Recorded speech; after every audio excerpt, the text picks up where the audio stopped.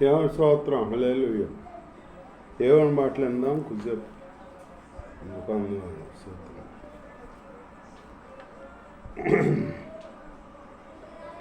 బైబిల్లో లూకా సువార్త 8వ అధ్యాయం 26వ వచనంలో వారు గల్లియకు ఎదురుగా ఉండు గెరష్టీయుల దేశమునకు వచ్చిరి. ఆయన ఒడ్డిన దిగినప్పుడు ఆ ఊరివాడొక్కడు ఆయనకు ఎదురుగా వచ్చింది. వాడు దెయ్యములు పట్టినవాడై బహుకాలం నుండి బట్టలు కట్టుకొనక సమాధులలోని కానీ ఇంటిలో ఉండువాడు కాదు. వాడు యేసును చూసి కేకలు వేసి ఆయన ఎదుట సాగిలపడి, యేసు సర్వోన్నతుడైన దేవుని కుమారుడా, నాతో నీకేమి నన్ను బాధపరచమని నిన్ను వేడుకొనుచున్నాను అని కేకలు వేసి చెప్పాను. దేవుని స్తోత్రం. గెరష్టీయుల దేశానికి వెళ్ళినప్పుడు యేసయ్య అక్కడ దిగినప్పుడు ఆ ఒడ్డున ఒక యవనస్తుడు వచ్చాడు.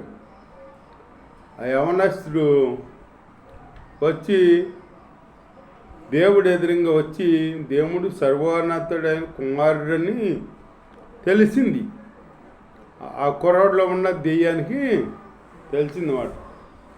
సర్వోన్నతుడైన దేవుడి కుమారుడా, నన్ను బాధ పెడతాకి అప్పుడే వచ్చేసావా అని అంటుందన్నమాట దెయ్యం. దెయ్యానికి తెలుసు దేవుడు ఎవలో, దెయ్యానికి తెలుసు, మనుషులకు తెలుతులా. మనుషులకి దెయ్యం ఎవలో దేవుడు ఎవలో మనుషులు తెలుతులా. దేవుని ఆరాధించాలి, దేవుడిని ఆరాధించవలసింది దెయ్యాన్ని కొలుతున్నారు అన్నమాట. ఇప్పుడు దెయ్యం వచ్చి ఏమంటుంది ఇక్కడ, సర్వోన్నతుడైన దేవుడి కుమారుడా, నాతో నీకేం పని, అప్పుడే నన్ను బాధ పెడతాక వచ్చేసావా అంటున్నమాట. అంటే దేవుడి కుమారుడు వచ్చాడో నన్ను ఇతరులోంచి పంపించేస్తాడో అని ఆవిడికి అదేయానికి తెలిసిందన్నమాట. హల్లెలూయా, తెలిసిందన్నమాట. నన్ను పంపించమాక అని వేడుకుంటుంటే యేసయ్య అన్నాడు, ఊరకుండు మాట్లాడమాక,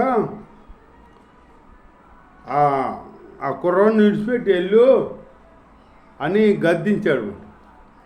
గద్దించేటప్పటికి పోను పంపితే పంపావు, అదిగో దూరంగా మేస్తున్న పందుల్లోకి నన్ను వెళ్తాకి నాకు ఆజ్ఞ అని అంటే, అప్పుడు దేవుడు సర్లేనే పందుల్లోకి వెళ్ళని ఆజ్ఞించాడు అన్నమాట. ఇస్తే అప్పుడు ఈ కుర్రాడిని వదిలి ఆ పందుల్లోకి వెళ్ళింది అన్నమాట. దేవుని స్తోత్రం, హల్లెలూయా. పందుల్లోకి వెళ్ళి ఆ పందుల్లో ఉండేటప్పటికి అవి ఉంటే మనస్థానం తృప్తి ఉండదు. మనుషులకే కానీ పందులకే కానీ జంతువులకి ఎటుకైనా దెయ్యం ఉంటే మనశ్శాంతి ఉండదా? అన్నది కదా. ఆడు తిరిగి ఇటు తిరిగి అటు పరిగెత్తి ఇటు పరిగెత్తి ఆఖరికి వెళ్ళి ఏటిలో పడి చచ్చిపోయింది. ఏటిలో పడి ఊపిరాడక చచ్చిపోయింది. చచ్చిపోయేటప్పటికి ఈ పందులు మేపుతున్న కుర్రోడు ఉన్నాడు కదా, ఆ కుర్రోడు ఇంట్లో ఊళ్ళోకి వెళ్ళిపోయాడు. పరిగెత్తుకుని వెళ్ళి ఇంకో పలానా ఆయన వచ్చాడు, ఏసంట ఇట్లా చేశాడు, ఆ దెయ్యాలని మా పందులోకి పంపాడా? పందులన్నీ చచ్చిపోయినాయి, నాకు ఎట్లాగా నా జీవనం పోయింది అంట వచ్చి అందరికి చెప్పాడనమాట. అందరికి చెప్తే అందరూ వచ్చారు, ఊళ్ళో వాళ్ళు అందరూ వచ్చారు. ఆ కుర్రోడంట వచ్చేటప్పటికి దేవుని స్తోత్రం, హల్లెలూయా, వచ్చి చూశారు. చూస్తే ఆ దెయ్యం పట్టిన వాడేమో చక్క బట్టలు కట్టుకుని కూర్చున్నాడు అన్నమాట. సంఖ్యల్లో నుంచి గొలుసుతో సంఖ్యలతో కట్టిన ఆగేవాడు కాదు అప్పుడు, అంతకితం. ఆ దెయ్యం వెళ్ళిపోయినాక చక్క సమాధానంగా బట్టలు కట్టుకుని చక్కగా కూర్చున్నాడు.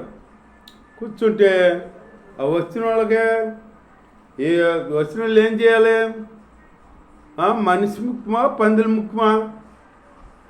పందుల ముఖ్యమా మనిషి ముఖ్యమా? మనిషి ముఖ్యం కదా. వీళ్ళు ఏం చేశారు? పందులు చచ్చిపోయినాయని మా ఊరు వదిలిపెట్టి వెళ్ళిపోమని యేసుప్రభుని అన్నారన్నమాట. ఏంటి పందులు చచ్చిపోయాయి, అక్కడ నష్టపడుతుందని. ఇప్పుడు డబ్బు చూసుకుంటున్నారు కానీ దేవుణ్ణి ఎవరో దేవుడని వాళ్ళు తెలుసుకుంటలా. దేవుడు ఎవరో, ఆ దేవుణ్ణి మనం ఆరాధించాలి అని తెలుసుకోకుండా ఆ దేవుణ్ణి ఇక్కడ కుర్రాన్ని స్వస్థపడితే స్వస్థత పొందితే మెచ్చుకునేదల్లా పోయి యేసుప్రభుని వెళ్ళిపోమన్నారు. ఆ ప్రాంతం విడిచిపెట్టి వెళ్ళిపోమన్నారు. వెళ్ళిపోమంటే దేవుడి స్తోత్రం, హల్లెలూయా, అప్పుడు దేవుడు వచ్చేసాడు అన్నమాట. అట్లాగే ఇప్పుడు అట్లాగే డబ్బుని ఎక్కువగా ప్రేమిస్తున్నారు, దేవుని కాదు. దేవుడి సన్నిధికి రాలేదేంటమ్మా అంటే కూలి వస్తుంటే, ఇంత కూలి వస్తుంటే మేము ఎవరు వస్తారో అన్నట్టుగా కూలికి వెళ్ళిపోతున్నారు కానీ దేవుడి సన్నిధి రావట్లా. ఆ కూలి చేసుకుంటాకి శక్తిని ఎవరిచ్చారో తెలుస్తులా. అది దేవుడు అనుగ్రహించకపోతే వీళ్ళు పని కాదు, అసలు ఒక అడుగు ముందుకు వెళ్ళారు, ఒక అడుగైనా ముందుకే వెళ్ళారు. దేవుడు నీకు శక్తినిచ్చి అన్నీ ఇచ్చి ఆరోగ్యం ఇచ్చి నీకు పని చేసుకుంటాకి శక్తిని ఇస్తుంటే ఆ శక్తినిచ్చిన దేవుణ్ణి విడిచిపెట్టేసి లోకంలో ఆటుకాన్ని అటు పరిగెత్తా ఇటు పరిగెత్తా పరిగెత్తున్నారన్నమాట.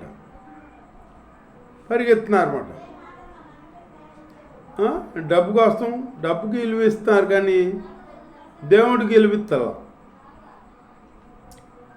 దేవుడు అంటే ఆసమాసిగా ఉంది వాళ్ళకి.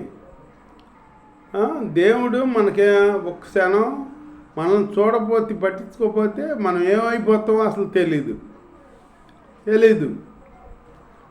అది పట్టించుకోకుండా డబ్బు ఉంటే ఒకడు అంటాడు, డబ్బు ఉంటే కొండ మీద కోతి దిగుద్దంట.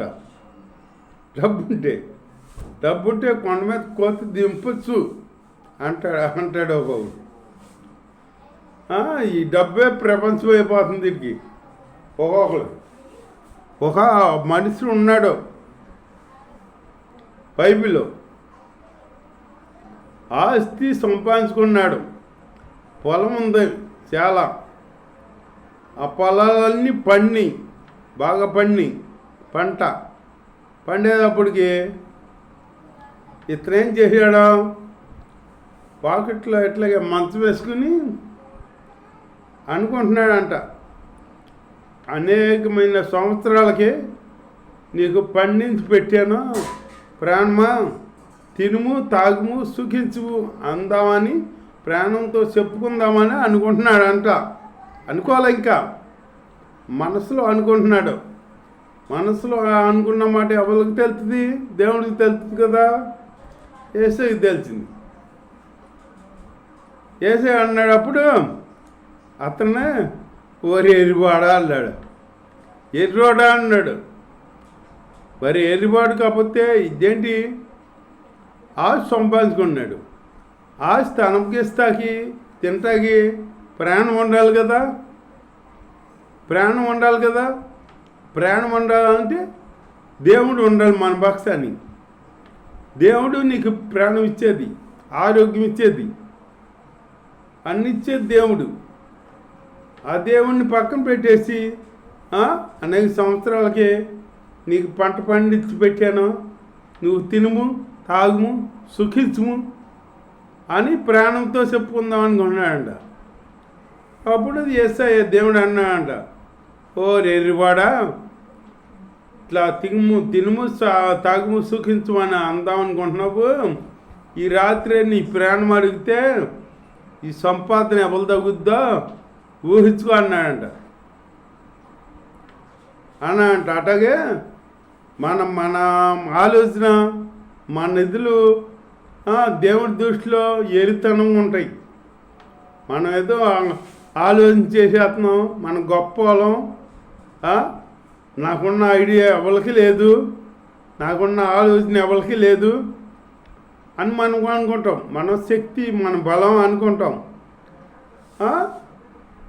నా శక్తి నా బలం అనుకున్నవాడు ఒక 5-6 ఈరోజు నెల అయినాయి అనుకో, అంతే నీ పనేక. కూర్చుని లెగుతావా?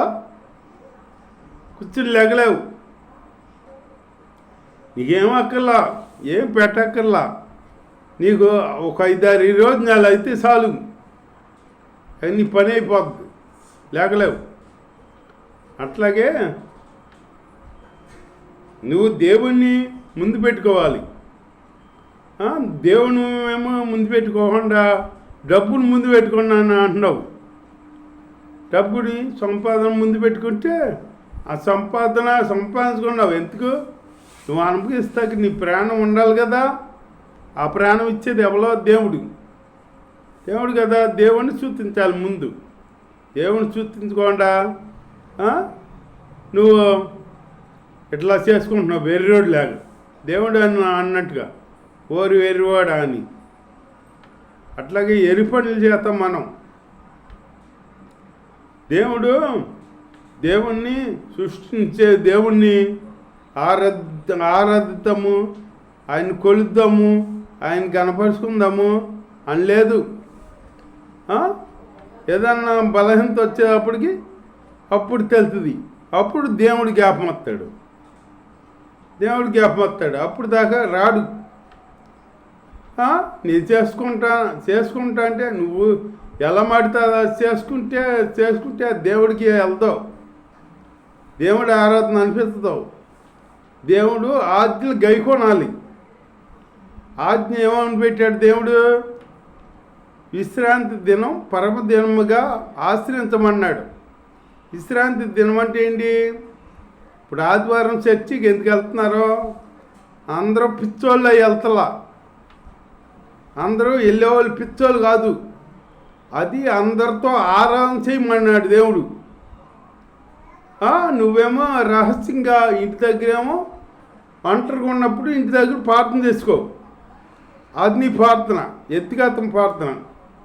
మందిరంలోకి వెళ్ళి ఆరాధన చేసేదేమో అందరితో కలిసి ఆరాధన చేయాలి. అది దేవుడు పెట్టిందే. అంతేగాని మన సొంత నిర్ణయాలు తీసుకుని మనం ఇట్లా చేస్తే అది దేవుడికి ఇష్టం అవుద్దా? ఇష్టం అవ్వదు. ఎర్రోడా అంటాడు అన్నమాట దేవుడు. ఎరుతనంగా మనం ఉండకూడదు. దేవుణ్ణి కనపరుచుకుంటూ, దేవుణ్ణి ఆరాధించుకుంటూ దేవుళ్ళో ముందుకు సాగాలి. అలాంటి జీవితాల్లో దేవుడు మనకి అనుగ్రహించును గాక. ఆమేన్.